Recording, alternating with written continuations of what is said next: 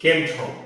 ધોરણ 6 ના ગણિતમાં પ્રકરણ નંબર 3 સંખ્યા સાથે રમતમાં સ્વાધ્યાય 3.2 માં આજે આપણે દાખલા નંબર 6 થી બાકીના જે દાખલાઓ છે એની ચર્ચા કરવાના છીએ. તો આપને સ્વાધ્યાય 3.2 ના જો સંપૂર્ણ દાખલાઓ શીખવા સમજવા માંગતા હોય તો વિડિયોમાં અંત સુધી બન્યા રહેશો. અને જો ખરેખર આપને વિડિયો ગમતો હોય તો વિડિયોને લાઈક કરવા વિનંતી, મિત્રોને શેર કરવા વિનંતી, જેથી કરીને એ લોકો પણ લાભ લઈ શકે. વધારે સમય બગાડ્યા વગર આપણે સ્વાધ્યાય 3.2 ના દાખલા નંબર 6 ની ચર્ચા કરીએ છીએ. સ્વાધ્યાય 3.2 માં દાખલા નંબર 6 ની રકમ છે નીચેની સંખ્યાઓને બે એકી અવિભાજ્ય સંખ્યાના સરવાળા તરીકે દર્શાવવાનું છે. મતલબ કે 44 કોઈકના સરવાળા તરીકે દર્શાવવાનું, પણ એ બંને સંખ્યા એકી સંખ્યા અવિભાજ્ય સંખ્યા હોવી જોઈએ. તો 44 જે છે 44 કોનો સરવાળો કરશું તો આપણને 44 મળશે અને બંને પાછી એ અવિભાજ્ય સંખ્યા પણ હોવી જોઈએ. તો 31 વત્તા હું 13 કરું તો મને 44 જવાબ મળશે. 3 ને 1 4 ને 3 ને 1 4. તો એ 31 અને 13 બંને અવિભાજ્ય સંખ્યા છે અને એનો સરવાળો થઈને 44 મળે છે. બરાબર? આ મારો દર્શાવેલો જવાબ છે. જરૂરી નથી કે આ જ જવાબ હોય, તમે અન્ય જવાબ પણ લઈ શકો છો. ઉદાહરણ તરીકે 41 અને 3 એનો સરવાળો પણ 44 થશે તો એ પણ જવાબ સાચો પડે. તમે જેટલા શક્ય જવાબ છે લખી શકો છો. મેં અહીંયા માત્ર સમજ માટે લખેલો જવાબ છે. ત્યારબાદ 36 ની વાત કરીએ તો 36 જે છે એ કોઈ પણ બે સંખ્યાના અવિભાજ્ય સંખ્યાના સરવાળા તરીકે દર્શાવવું છે તો આપણે જવાબ તરીકે લખશું 23 વત્તા 13. જવાબ મળશે આપણને 36. 3 ને 3 6 અને 2 ને 1 3. એટલે કે 23 અને 13 બંને અવિભાજ્ય સંખ્યા છે અને એનો સરવાળો થઈને 36 જવાબ આવે છે. ફરી એકવાર કહું છું, મારો લખેલ જવાબ છે. જવાબ અલગ હોઈ શકે પણ બંને અવિભાજ્ય સંખ્યા હોવી જરૂરી છે. ત્યારબાદ 24 જે છે એને માટે આપણે 13 11 24 થાય લખી શકીએ છીએ. બરાબર? 18 માટે 11 7 લખી શકાય એટલે 18 થાય છે. આ બંને અવિભાજ્ય છે અને 13 અને 11 પણ અવિભાજ્ય સંખ્યા છે. તો ખૂબ જ સરળ દાખલો છે, આવડેલો દાખલો છે, પણ એના માટે આપણને 1 થી 100 સુધીની અવિભાજ્ય સંખ્યા આવડતી હોય જરૂરી છે. દાખલા નંબર 7 ની ચર્ચા કરીએ તો અવિભાજ્ય સંખ્યાની 3 જોડીઓ લખવાની છે જેનો તફાવત 2 હોય. તો સૌથી પહેલા સૌથી શરૂઆત કરીએ તો પહેલી જોડી છે સાવ સહેલી છે. 5 - 3 કરો જવાબ 2 મળે એટલે 3 અને 5 આ જોડી એક થાય. બીજું જે છે એ માં વાત કરીએ તો 7 - 5 કરો આપણને 2 જવાબ મળે એટલે 5 અને 7 ની એક જોડી થાય. અને ત્રીજું જે છે એ 13 - 11 કરો એટલે કે 11 અને 13 ની જોડી થાય. એમાં પણ આપણને જવાબ 2 મળશે. તફાવત આપણને 2 મળે છે. બરાબર? તો આવી બધી સંખ્યાઓ હોય પાંચ પાસેની કે જેનો તફાવત 2 હોય એને જોડીયા અવિભાજ્ય સંખ્યા તરીકે પણ ઓળખવામાં આવે છે. એને ટ્વિન્સ પ્રાઇમ નંબર્સ કહેવાય, જોડીયા અવિભાજ્ય સંખ્યા કહેવામાં આવે છે. બરાબર? ત્યારબાદ દાખલા નંબર 8 ની ચર્ચા કરીએ તો સાધારણ દાખલો પૂરો થાય છે, ઈઝી હતો. દાખલા નંબર 8 ની ચર્ચા કરીએ નીચેનામાંથી કઈ સંખ્યા અવિભાજ્ય છે? તો જો 1 થી 100 સુધીની અવિભાજ્ય સંખ્યા આવડતી હશે તો આ દાખલો ખૂબ જ સહેલો છે. 23 છે તો હા એ અવિભાજ્ય સંખ્યા છે, કારણ કે 23 જે છે એના બે જ અવયવ પડે 1 અને 23 એટલે એ અવિભાજ્ય સંખ્યા છે. બી છે 51 છે અવિભાજ્ય સંખ્યા નથી, કારણ કે 77 51 થાય એટલે એના બે કરતા વધુ અવયવ પડશે એટલે આ અવિભાજ્ય સંખ્યા નથી. ત્યારબાદ 37 ની વાત કરીએ. યસ, અવિભાજ્ય સંખ્યા છે. અવિભાજ્ય સંખ્યા છે કારણ કે એના બે જ અવયવ પડશે 1 અને 37 સિવાય બીજો કોઈ અવયવ પડશે નહીં. 26 તો ખાસા એવા અવયવ પડે છે એટલે એ અવિભાજ્ય સંખ્યા નથી. લખો અવિભાજ્ય સંખ્યા નથી. બરાબર? તો આ રીતના દાખલા નંબર 8 પણ પૂર્ણ થાય છે, જે ખૂબ જ ઈઝી હતો. હવે આપણે દાખલા નંબર 9 ની ચર્ચા કરીએ. દાખલા નંબર 9 ની રકમ છે 100 કરતા નાની ક્રમિક 7 વિભાજ્ય સંખ્યા લખો કે જેમની વચ્ચે કોઈ પણ અવિભાજ્ય સંખ્યા આવતી ન હોય. આપણે એવી 7 સંખ્યા લખવાની જે વિભાજ્ય હોય અને વચ્ચે કોઈ પણ એક પણ પ્રકારની અવિભાજ્ય સંખ્યા આવતી ન હોય એ આપણે 7 ક્રમિક સંખ્યા લખવાની છે જે 100 કરતા નાની હોય. લગભગ જોશો તો એક પણ એવો જવાબ મળવા પાત્ર નથી સિવાય એક જ્યાં આપણને 7 સંખ્યા વિભાજ્ય ક્રમશઃ મળે વચ્ચે એક પણ એવી સંખ્યા ન આવતી હોય તો એ આવશે 90 થી.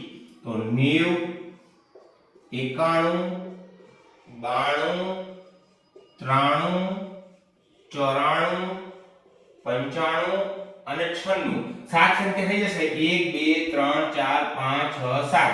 આ સાથે સાત સંખ્યા એવી છે કે જેમાં વચ્ચે કોઈ પણ અવિભાજ્ય સંખ્યા નથી અને સાથે સાત સંખ્યા છે વિભાજ્ય છે. તો દાખલા નંબર 9 ખૂબ સહેલો હતો.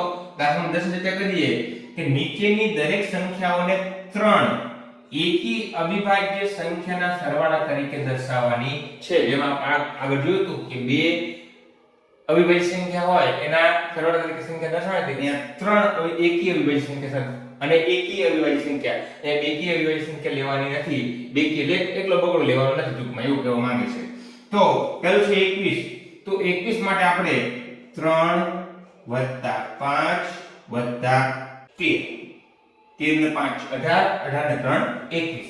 આ રીતે આપણે લખી શકીએ છીએ. હજી પણ કહું છું અહીંયા પણ ત્યાં પણ કીધું અહીંયા પણ કહું છું કે આ જવાબ મેં લખેલો છે અને તમારો જવાબ અલગ હોઈ શકે પણ હા ત્રણ સંખ્યા હોવી જોઈએ, ત્રણે અવિભાજ્ય હોવી જોઈએ અને ત્રણે એકી સંખ્યા હોવી જોઈએ. આ વસ્તુ ખાસ ધ્યાનમાં રાખવાની છે. 31 માટે આપણે લખી શકીએ 3 5 30 23 ને 5 28 28 ને 3 31. બરાબર. તો આ જવાબ આપણને 31 મળશે. 53 માટે આપણે લખી શકીએ 13 17 30 એટલે કે થશે 53. જો 13 અને 17 થાય 20 સોરી 13 17 થાય 30 30 ને 23 53. બરાબર. ત્યારબાદ 61 માટે આપણે લખી શકીએ કે 3 17 41 એટલે થશે 61. 17 3 20 20 ને 41 61. તો આ રીતના દાખલાની ગણતરી થાય છે. ખૂબ સહેલો દાખલો છે. ખાસ યાદ રાખવાનું કે ત્રણ સંખ્યા હોવી જોઈએ, અવિભાજ્ય હોવી જોઈએ અને એકી સંખ્યા હોવી જોઈએ અને સરવાળા તરીકે આપણને જે સંખ્યા આપવામાં આવી છે એ આપણે દર્શાવવાની છે. દાખલા નંબર 11 છે કે 20 કરતા નાની અવિભાજ્ય સંખ્યાની 5 જોડી લખવાની છે. 20 કરતા નાની લેવાની છે, અવિભાજ્ય સંખ્યા લેવાની છે અને સરવાળો કેટલો થાય 5 વડે ભાગી શકાય તેવો હોય. તો 5 વડે ભાગી શકાય એવો આપણે સરવાળો ગોતવાનો છે પણ કેટલા 5 જોડી લેવાની અને એ 20 કરતા નાની હોવી જોઈએ અને અવિભાજ્ય સંખ્યા હોવી જોઈએ. તો પહેલી જોડી આપણે લઈએ. હવે 2 + 3 કરું જવાબ થશે 5 જે 5 વડે વિભાજ્ય છે. બીજી જોડી એ થશે કે 3 + 7 એટલે કે 10 આ પણ અવિભાજ્ય થશે. બંને અવિભાજ્ય અને સરવાળો 10 જે 5 વડે વિભાજ્ય છે. ત્રીજી સંખ્યા લઈએ તો એ 7 + 13 લઈ શકીએ આપણે. જવાબ થશે 20. 13 ને 7 20 થાય અને 20 છે એ પણ 5 વડે વિભાજ્ય છે. ચોથી સંખ્યા આપણે લઈએ 2 + 13 = 15. આ સંખ્યા પણ લઈ શકીએ છીએ.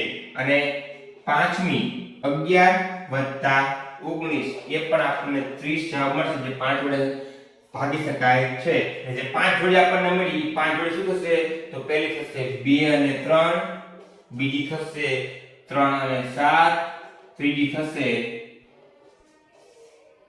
7 અને 13, ચોથી થશે 2 અને 13 અને પાંચમી થશે 11 અને 19. તો આ પાંચ જોડી જે છે કે જેનો સરવાળો એ 5 વડે ભાગી શકાય તેવો હોય છે.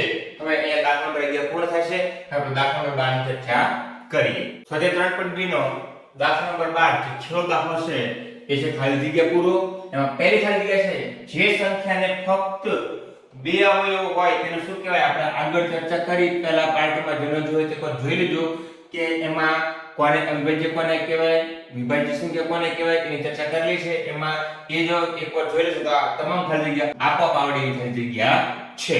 તો જે સંખ્યાને ફક્ત બે અવયવ તેને શું કહેવાય? તેને કહેવાય અવિભાજ્ય સંખ્યા. અવિભાજ્ય સંખ્યા એને કહેવામાં આવે છે. જે સંખ્યાને બે કરતા વધારે અવયવ હોય તેને શું કહેવાય? એને કહેવાય વિભાજ્ય સંખ્યા. બરાબર. બીજી ખાલી જગ્યાનો જવાબ છે ત્રીજું છે સંખ્યા 1 એ ખાલી જગ્યા સંખ્યા નથી. તો સંખ્યા 1 છે ને એ અવિભાજ્ય કે વિભાજ્ય સંખ્યા નથી. બરાબર. ત્યાર પછી સૌથી નાની અવિભાજ્ય સંખ્યા કઈ છે? તો એમાં પણ આપણે ચર્ચા કરી. સૌથી નાની અવિભાજ્ય સંખ્યા એ 2 છે. બરાબર. અને શા માટે 2 છે આપણે આગળ ચર્ચા કરી હતી. સૌથી નાની વિભાજ્ય સંખ્યા તો એ 4 છે અને સૌથી નાની બેકી સંખ્યા કે તો પાછી 2 છે. બરાબર. તો આ ખૂબ જ સહેલી સહેલી જગ્યાઓ હતી જે પૂર્ણ થાય છે. દાખલા નંબર 12 અહીંયા પૂર્ણ થાય છે. સાથે સાથે સ્વાધ્યાય 3.2 અહીંયા સંપૂર્ણ પૂર્ણ થાય છે. આશા રાખું કે તમને સ્વાધ્યાય 3.2 સંપૂર્ણ સમજાઈ ગયું હશે.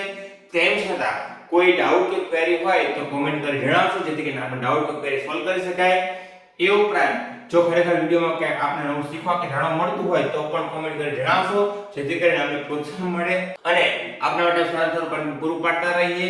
અને ખરેખર જો આપણે વિડિયો ગમતો હોય તો વિડિયોને લાઈક કરવા વિનંતી, મિત્રોને શેર કરવા વિનંતી જેથી કરીને એ લોકો પણ લાભ લઈ શકે.